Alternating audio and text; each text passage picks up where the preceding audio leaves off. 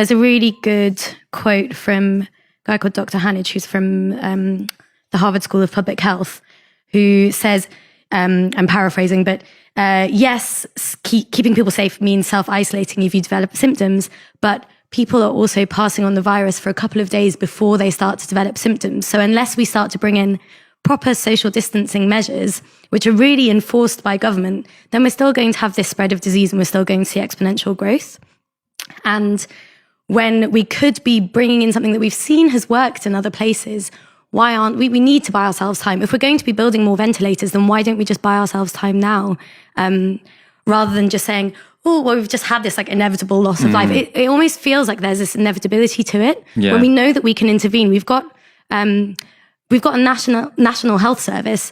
That's amazing. We've got a public health system that is ready to go. We've got some of the best expertise in terms of healthcare, in terms of public health, and in terms of manufacturing, I think, in the world. Why aren't we responding better?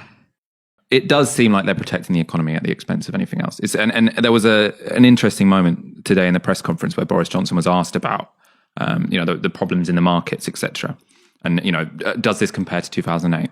And what Boris Johnson said in response was like, oh, look, this is very different to 2008 because the problems that the financial system are having aren't systemic to the financial system. It doesn't bring into question, the market. I'm sort of paraphrasing that. He said it doesn't bring into question the financial system. So it will be fine after all of this has ended. And how I interpreted that and what that seemed to me like was, look, coronavirus isn't the fault of capitalism and isn't the fault of free market capitalism. So ultimately nothing should change, right?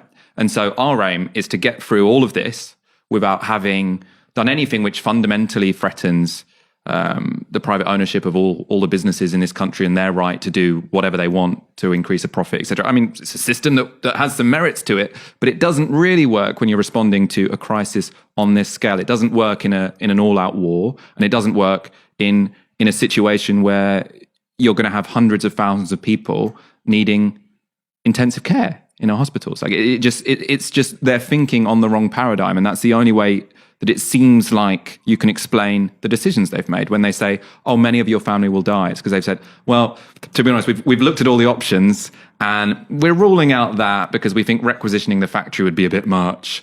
And we've ruled out keeping people in their homes and sort of telling businesses to close and pay full sickness pay because that would be a bit much. So given all the things we've ruled out, sorry, but lots of your family members are going to die.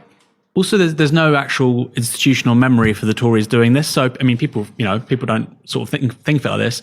But when Britain's economy was at its most centralised, was under a Tory, under Winston Churchill.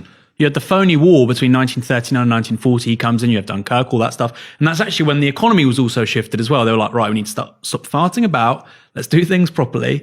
And that generation of right-wingers, and they weren't socialists, they came out of the First World War. The Tories introduced the Department of Health.